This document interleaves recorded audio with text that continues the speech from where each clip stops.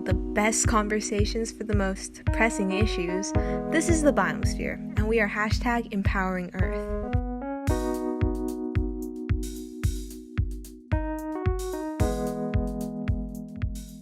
Hello everyone, I'm Kit. And I'm David, and we will be your hosts for this episode. Welcome to the Biosphere, a podcast that aims to bring awareness to different environmental issues through insightful conversations and themed episodes. Today, we'll be talking about the Philippines' environmental history. We'll be sharing our thoughts on different aspects about the topic and what we hope to see more of in the future.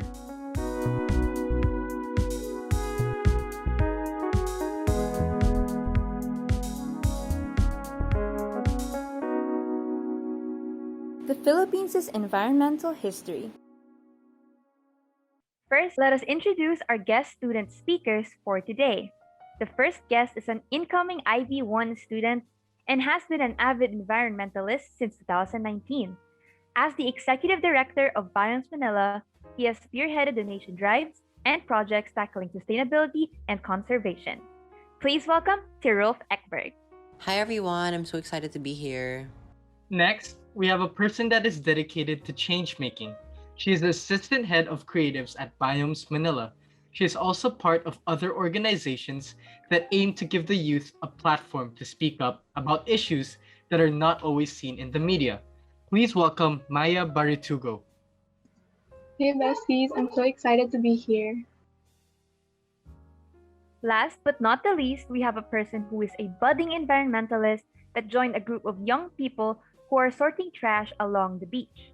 She wants to make a difference with the knowledge and privilege she's been given as one of the assistant heads of creatives at Biomes MNL. Please welcome Ara Katuran. Hi guys, I'm very happy to be here. Okay, thank you everyone for introducing yourselves. It's so great to have you here in our very first episode of the podcast. To kick everything off, we're going to be addressing a few environmental problems in the Philippines that we are facing in the past as well as the present. So to everyone, anyone can answer this. What do you think the main issues in the Philippines are? For me, I definitely think it's probably overpopulation and water pollution, mainly because, especially in Metro Manila, the density is extremely high and the amount of people that live within the region is also very, very high. So I think that would contribute to the degradation of the water, especially within our oceans and within Manila Bay. And I think apart from that, the government needs to do more work, especially in like creating policies and trying to mitigate the effects that are happening, especially with overpopulation and the consequences that come with it. I agree with that. And it's not only affecting the environment, but also other factors such as the quality of living here. How about you, Maya? I think some problems that I see the most are land abuse because, there are very few green spaces in Metro Manila alone. And I think, that needs to be talked about more because we need to be more innovative and creative when it comes to finding solutions to climate change. Yes, that's right. We're no longer are the days where we don't have technology to help us. Now we have all of this information and we should use it towards helping the environment. Lastly, Ara? I agree with what Tir said because with more people, we have to discipline more people to not use rivers and seashores and make them as our own garbage cans. And we have to give them knowledge to let them take action of what's happening right now as well in our society and in our environment. Agreed with that. Thank you so much, everyone. Those were some really, really great insights. And I hope that in the following minutes, we're going to be discussing them in more in-depth. Right, David? Yeah, exactly. And to kind of introduce our new in-depth discussions, I'd like to open the first topic that we'll tackle today, which is the Philippines has long been under scrutiny for misusing land. So to our guest speakers, what are your different opinions about the land abuse that's going on in our country? I definitely think that land abuse is a result of corruption. I definitely think that, especially within Metro Manila, and not just here, in like the major cities in the Philippines, I think there's so much corruption that people can just feel free to use whatever land they'd like to use. So, for example, especially with the increase of demand in homes and the increase in demand for offices, I think people, they don't really prioritize the sustainable aspect of the land. They just try to use it for what they see its purpose of. Okay, so you think that like the private sector is kind of misusing and they're the main reason why the land abuse is going on? Yep. Okay, thank you so much for your insight here. Next, can we hear from Maya? Yeah, so people are making efforts to keep like the forest at an optimal level, and though urbanization is making it harder, many orgs talk about this, but I still feel like it is rarely talked about. Only 12% of green spaces in Metro Manila remain, which is something I mentioned earlier. And who knows how much lower the percentage can still get, you know? If green spaces were at an increased percentage, maybe it wouldn't be as hot during the summer. And it's sad, but we have to start realizing that aside from the plants and animal species we're hurting, we're also affected by our own actions. Exactly, I agree. And for those that are listening in, can one of our guest speakers please explain what green spaces are and how the country can benefit as a whole? Just to explain and to let our listeners understand just the benefits of making sure that our green spaces are still around. Okay, so some examples of green spaces are like forested parks, wetlands, or nature reserves. And what they do is they reduce harmful effects, and they also contribute to the mental health of some people, according to the World Health Organization. So yeah, green spaces are really good for not just the earth, but also for our well-being overall. So would recreational parks count as green spaces? Yes, I definitely think so. How about things like golf courses? Yeah, I think golf courses especially, mainly because there isn't a lot of infrastructure around those areas. So if you are, for our listeners, if you are looking to improve your well-being, then definitely follow David's advice and go to a golf park. I'm not telling them to play golf, but I'm Just glad go to know there. that I'm glad to know that the sport itself is environmentally friendly in a way. True. And you know, just something to add. So the Philippines is an agricultural country and we're so rich in biodiversity. So natural resources are so important to us. But with all of this land conversion, animals are going extinct, species of certain plants are going extinct, and it's just not right. So moving forward, of course, since there's land, the other counterpart would be the waters. Rivers, oceans, they're mostly polluted here and you can see it everywhere. And they're usually used as garbage cans. What do you guys think about that situation?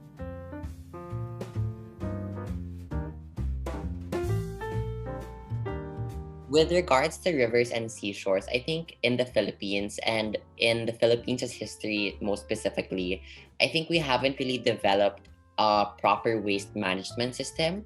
That's why people believe that if they throw it in the ocean, then they won't have to worry about it anymore. But that's really not the case.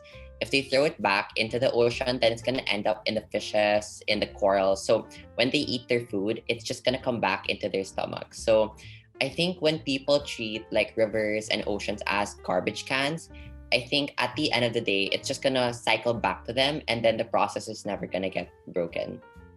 That's true. Like, have you ever experienced going to a beach and instead of seeing fishes swimming, you see random piece of plastic floating around?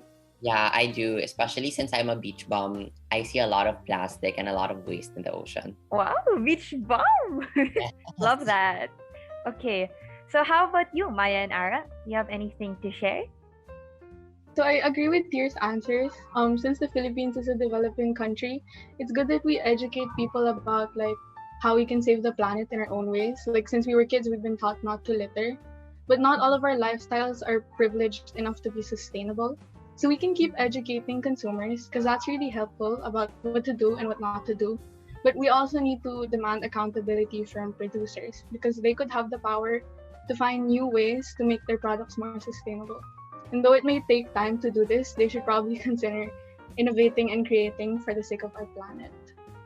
Yes, girl, preach that. And especially since I think that most of the waste that goes into water actually comes from big factories. So the corporate world. So it's really, really essential that they're the ones that try to innovate and change since they also have enough money for it. And we're going to talk about that later on how being environmentally sustainable is for those who don't have a lot of budget for it. Just another question to ask to our guest speakers. Just to look at the other side of the coin in this conversation, to address the recent efforts of the government to try and clean the rivers and seashores with the recent cleaning that they did to Pasig River and Boracay, do you guys think that they're on the right track, or is there still a lot of room for improvement? I think with them cleaning it is I'd call it a band-aid solution because they have to start finding better ways to help keep it clean instead of just cleaning it every time it gets dirty, because then you'd just be stuck cleaning it and you'd be stuck in that set of solutions instead of finding new ways to lessen making it dirty. You know what I mean? Yeah, definitely. Like, it's not enough to just clean it. It's more about just keeping it sustainable. Because in the long run, it's gonna be way easier to just tell people to keep it clean than having to clean it each time. Totally agree. Yeah, I agree.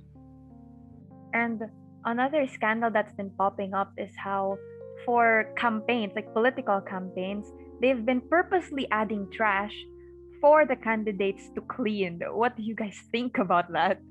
I think that's weird because you don't have to litter and pretend like you're cleaning it. I think what you have to do is to discipline your people to clean it so that we don't have to hire other people to clean their trashes, you know? Just to add to that, I definitely agree with Ara's perspective. Like, it's not their place to purposely add trash into the ocean and then pretend like they're cleaning it up. I think if they really want to get reelected or elected in a position in general, I think they should start, I don't know, like harking back to the roots of the cause, especially with the environmental situation in the Philippines. And if they really want people to kind of show them attention and show the person that they are aware of what they've been doing, I think it's not a matter of just putting trash back into the ocean, but actually trying to find a solution to it. So going back to what Maya said about band-aid solutions, I definitely think that just putting or purposely putting trash into the ocean, it's just like propaganda. I think it's just to let the people believe that what they're doing is right, but in actuality and in reality, it's not. In a way, I guess you could consider it a form of greenwashing because they're trying to convince the people that they're doing something good, even though it's not really creating much impact. So definitely agree with all of your perspectives on trying to come up with an actual solution. So this last question that I have for this particular topic is more on how being sustainable is not black and white. It's not always easy because a large part of water pollution is actually agriculture. So the more crops, trees, vegetables that we have here in the Philippines, the more the quality of water is reduced. But it's not like we can sacrifice agriculture because we won't have anything to export or to eat. So what do you think could be a solution or a way to go about this topic? I think we really need to invest in good filtering systems because agriculture and water are two very important things that people need. So we can't really sacrifice either of the two. So I think we just have to prioritize and we have to really invest in a filtering system that keeps the water running, just so we can prioritize both agriculture and also water in general in the things that we do after the crop. So for example, when we do our laundry or when we wash our hands, when we take a shower, that filtered water will save us a ton for future use. No, I completely agree with here. Since we look at the bigger picture, but we have to take it step by step. So in fixing something, we have to make sure it doesn't affect another thing. And though it's gonna take some time, it's something we really need to do. Mhm. So I really enjoyed that topic since the Philippines is known for its beautiful beaches and, just the water. So I really hope that our discussion can come to fruition. And speaking of pollution, let's try to go above the water to the air. And since air pollution rates have climbed dramatically in the past few years, I wonder how our guests feel about the air pollution that's happening, especially during the lockdown now.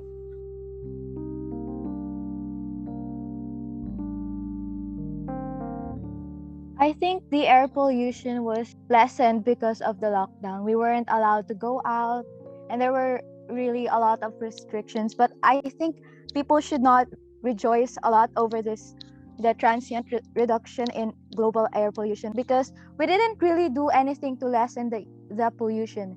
We just merely have an accidental outcome of a completely other problem, which is COVID 19. And when it comes to carbon dioxide emissions, it's important to remember that once carbon dioxide is released, it stays in the air for a century.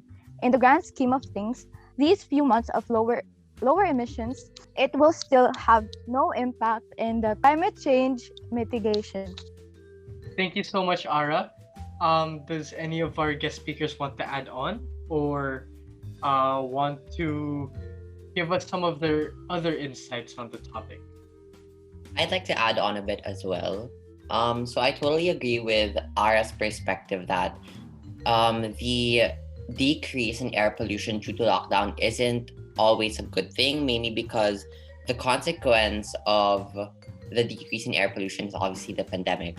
However, it's also a really good thing that happened last year, mainly because the Philippines has been battling with such high rates of carbon emissions and carbon dioxide within the atmosphere and within the region.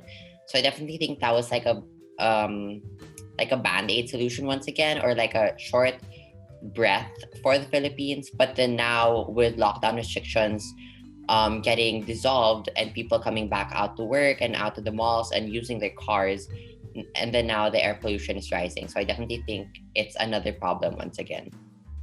So I'm pretty sure all of us can relate to how the air pollution is such a huge problem here in the Philippines.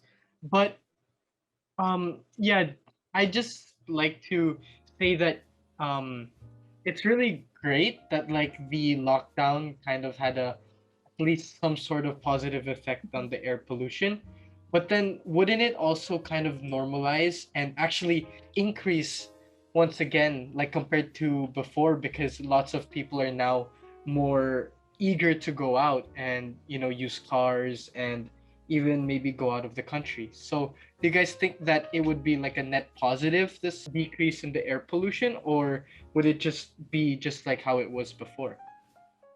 I think that the bigger challenge is sustaining the air quality, and adding to that is the effects of burning fossil fuel on the air quality, and that should be addressed too.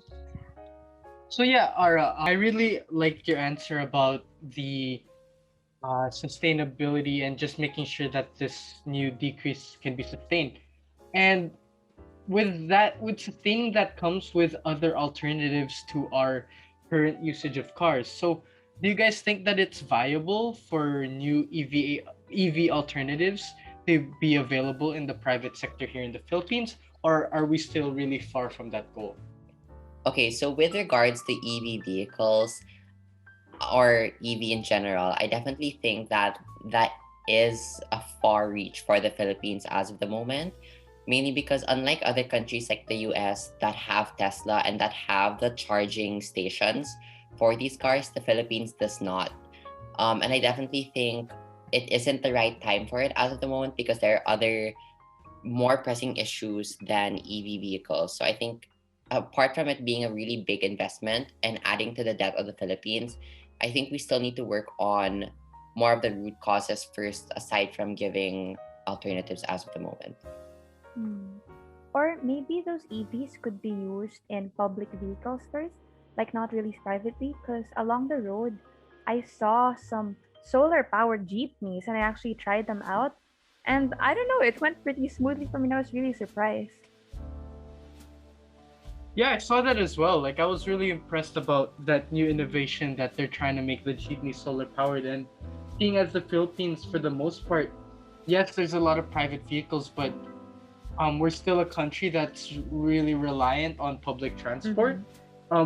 So if it's not really good for consumers, I think there's a huge opportunity to use public transport as a way to kind of improve our um, air pollution and kind of give a new alternative to our usual gas and pollution emitting jeepneys. Mm. Speaking of gas emissions, you know how since we can't really go outside, people tend to order a lot online and get things delivered to us. But that has a lot of impact on the air pollution due to the gas emissions of transportation. Do you think that has actually canceled out the progress that we have made because of the lockdown? Yeah, in the lockdown, since we weren't going out, the gas emissions were lower. I don't think I don't really want to call it progress, but since it's worsening already, we have to find different alternatives than just staying at home, because electric vehicles are good alternatives. I see. So, in terms of delivery services, are you saying that we should try to innovate and use electric couriers instead of like motorcycles that use gas? Yeah, I think that would be a good idea, like electric vehicles. I could definitely add to that. Yeah, so with regards to staying at home and ordering from online delivery services, I definitely think that the emissions that come from that, they definitely outweigh the progress that we've made. As you've mentioned before about the solar powered jeepneys and the other EV alternatives, I think although that is a good step, I think we still need to make more progress, especially in areas that need better transportation systems. Because like in Metro Manila, although the transportation systems are not like the best, I think people don't really need the EV alternatives in Metro Manila because they already have cars. So I don't think they'd be willing to switch so quickly. But then definitely in like the provinces and in other cities, I think starting there would be a good alternative. Thank you so much for your insights, everyone. I really like what Maya said about how she doesn't want to call it progress. And I agree because like if this is the only way that we make any progress, that we are forced to be inside and not go out, then I don't think it's really improving our country and our citizens as a whole. Yeah, that's true.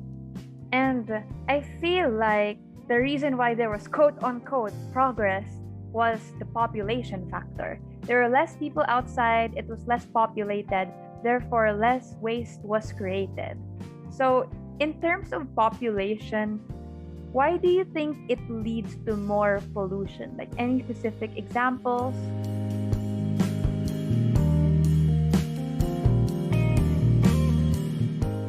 Okay, so in terms of population, an example of this is like, so one person as an individual, they're like, oh, I'm just gonna throw this away, it doesn't really matter. It's just one product. And then what they don't know is that there are many other individuals who are also doing the same thing. So that's kind of like a good example to put it. It's like, it's not just you who's doing it, it's other people. So you as an individual need to start working on being more sustainable if you have the power to do it. I really like that statement because all of these little things add up. So even just making a difference by yourself can already affect the whole impact of like being sustainable to the environment. That's true. And for overpopulation, that also means that more housing units are needed. Does anyone want to share what they think about converting forested areas into residential places instead? With regards to transitioning, like for example, land into housing and with the demand of housing, I definitely think that it's good economically, but it's not so environmentally. Because if we were to put it, for example, with the rare green spaces that are remaining in the Philippines, I think it's important that instead of like cutting it down piece by piece, I think it's better that we safeguard them. Because, for example, if we bring the topic of natural disasters and how severe they get after each year, I think if we continue to cut down on these green spaces, then it's just gonna affect us in the long run, right? Especially with hot season in the Philippines, we're gonna be experiencing more droughts, and then when the rainy season comes, we're gonna be experiencing floods. So if we cut down on these green spaces and turn them into houses, then we're just gonna have more, probably like more houses breaking down, and then at the same time we have drought and flood. You're right. What would you propose as a solution though? Like, these people still need a place to stay in. What other alternatives could we have for that? Although this is a long shot, I think we need more people to stay in like other cities in the Philippines aside from Metro Manila. Like, well distributed? Yes, yes, well distributed, because the density in Metro Manila is really very high. So if we continue to keep putting people here and cutting down on these green spaces, then it's just like negative and negative, right? So if we try to manage the green spaces that we have, most especially in other major cities like in Cebu, Davao, etc., and then if we try to balance everyone out in the Philippines, then I think we can reach a point of stability. In a perfect world, that would be great. But unfortunately, people always tend to go to the capital to seek new opportunities. So I feel like maybe there has to be some incentives laid out so that the people would be more interested in other cities that are not Manila. Yeah, I agree. I think I agree with Dear that we have to balance the residential areas and the areas wherein we have green spaces, because trees produce oxygen and they filter the air we breathe. That's And right. with fewer trees, we would have flash floods, and yeah, we would just ruin more houses that we made. And we have to pay for the construction again, and then it gets ruined again because we don't have enough trees to hold the land when there's storms or floods. Of course, like without air, without oxygen, we wouldn't be alive. That's why we see so many post-apocalyptic movies where they're breathing using a gas mask. And at some point, some countries in the world have actually had to use that because the quality of the air was so bad. To me, it sounds like this overpopulation problem is heavily connected to the other problems that we talked about before.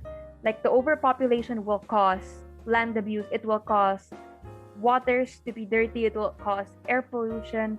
So maybe overpopulation is one of the main root causes of everything happening.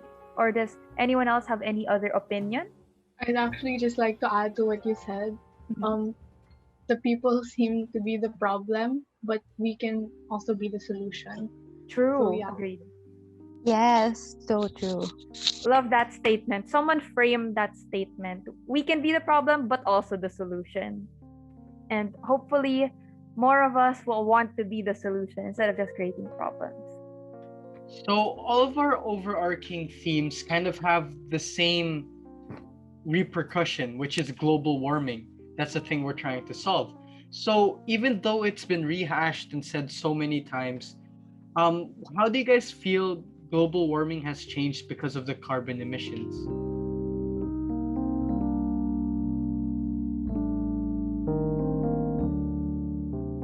Okay, so an effect of the global warming is natural disasters. With the amount of typhoons that happened just in this lockdown alone, a lot of youth leaders in many different organizations put up donation drives, and this is a good thing because we were able to work as a community.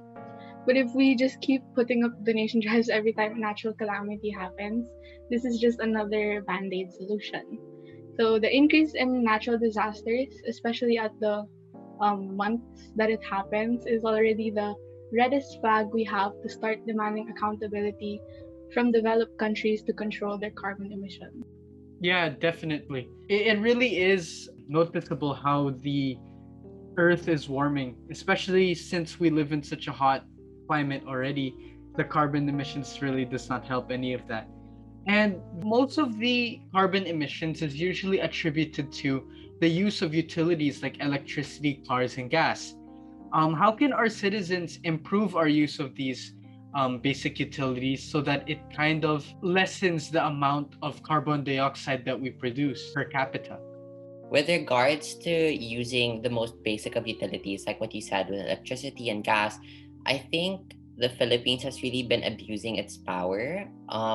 I definitely think that because our public transportation system, as I said a while ago, isn't really the best. I think people have been using cars too much and using electricity too much. And what I mean by this is that people in the Philippines, most especially, they like to go out. So because like the MRT and all of the train stations aren't really that efficient, I think the amount of cars in the Philippines is like outstanding. So the amount of carbon emissions that result from that is also going to be very outstanding. And with regards to utilities like electricity, I think people don't really or aren't really aware of like closing the lights when they aren't in use or turning off the aircon when it isn't in use. So that definitely also adds up to the carbon emissions. Oh, I really agree with that answer. And I think that it's our job as citizens of a country to try and our best to find sustainable solutions just so that we can all help each other. Does anyone want to add to that or want to talk about how these carbon emissions actually also cause natural disasters and phenomena? I'm sure we're all kind of used to that here in the Philippines, but over the years, the amount of typhoons, earthquakes, and even volcano eruptions has skyrocketed. So, do you guys think that it really is um, that carbon dioxide is the reason why these things are happening? So, to answer David's question on volcano and typhoons, typhoons are created because of a clash between warm air and cold air. Correct me if I'm wrong, but that's what I learned in science class. And when we have more greenhouse gases, it warms the upper atmosphere and the ocean more. So, because of that happening, there's more of a chance that cyclones, typhoons will keep happening. And because of eruptions, like volcanic eruptions, it can alter the location of these cyclones. That's why, let's say here in the Philippines, we're already super, super prone to typhoons. But the fact that we're a really big polluter, it causes it to hit us harder and to hit us more often, which is something that we should really focus on because we already know that we're heavily affected by it. So this is something that we should all keep in mind. Yeah, it's definitely something we need to find a solution for instead of just band-aid solutions. Will be increasing global surface temperatures, droughts, and the increased intensity of storms is more possible, right? And water vapor in the atmosphere becomes fuel for more powerful storms to develop. I agree with Maya because farmers, fish folks, and those living along the coastlines are the ones most affected by the climate change, including both slow onset and sudden onset disasters like heat waves, flooding, strong winds, and rising sea levels, just like what happened in the Rowley typhoon and Yolanda typhoon. The poorest population are the most vulnerable to the effects of climate change as they are frequently those who do not contribute directly to it. So I think we're going back to what we said earlier that people they need to be aware and need to be disciplined so that we can lessen pollution and carbon emissions. Thank you so much for the answers. I think these are some ways that we can attribute global warming and carbon emissions to things that we can really relate to, even to our listeners that are not really well informed about these topics. I think you can all relate to the recent typhoons, earthquakes, and volcano news. So, with that being said, I think it would be really melancholic if we end the podcast like this. So, can we open ourselves to maybe listing down and talking about current solutions that's happening today, and how we can actually look forward with a little bit of optimism.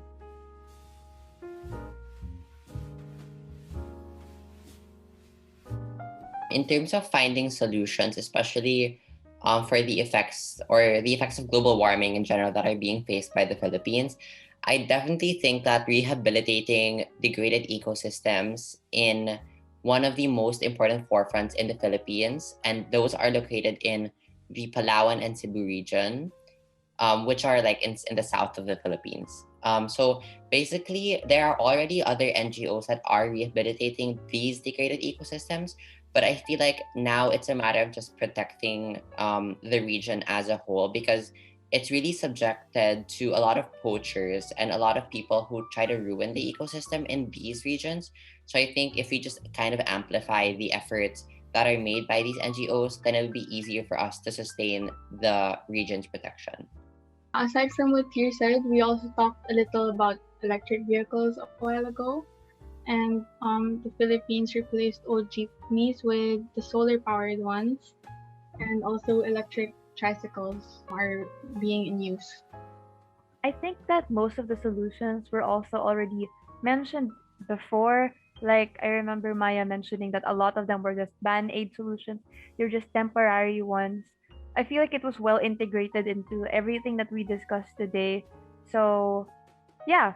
Are there any other last solutions that we've noticed happening right now? Yeah, energy such as solar power and the wind power, which means there's less carbon emissions from the factories we usually use, and operating from the sun and the wind are infinite, unlike fossil fuels that we have to burn and we have to look for them. So I think it's better to use these instead of fossil fuels. Yeah, that's true. And as we progress in creating technology that can be accessible to everyone, the more that we can have renewable energy, the better it would be for our future as well. So the solutions that we have mentioned, they're more on big solutions that require a lot of budget or a big organization to create. But how about solutions that an individual can do? Are we seeing some of that happening right now?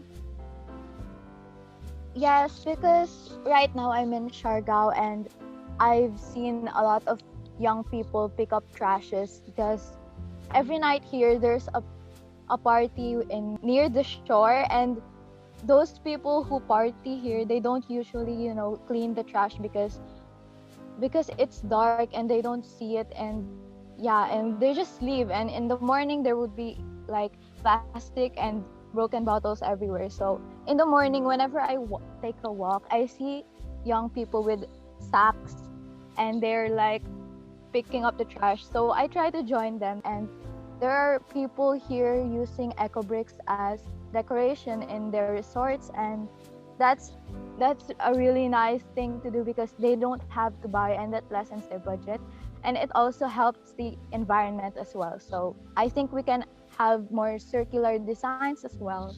That's really inspiring to hear that people who live in Siargao, you've mentioned that, it's a beach place, there's so much water everywhere, and they're already making efforts towards that.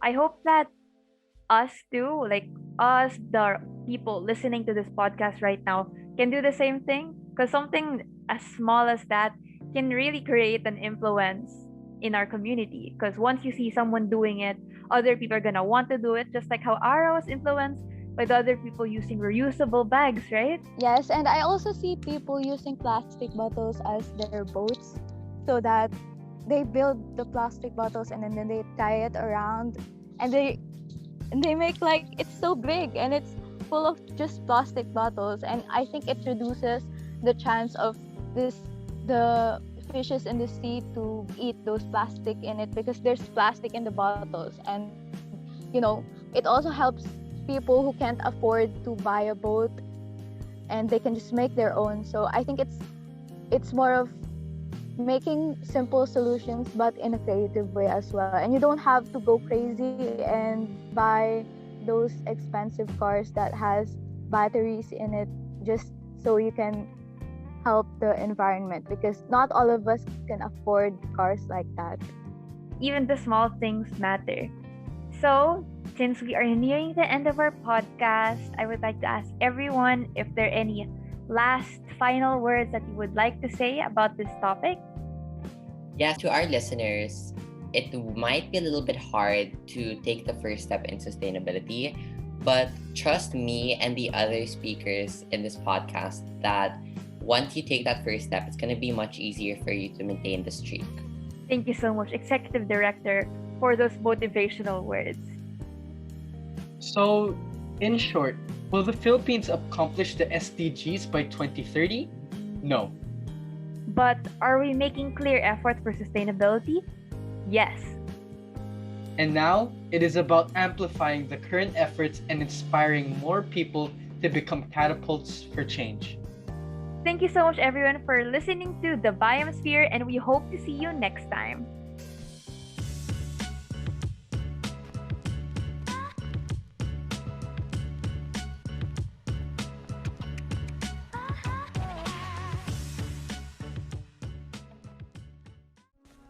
The Biosphere is presented to you by Biomes MNL.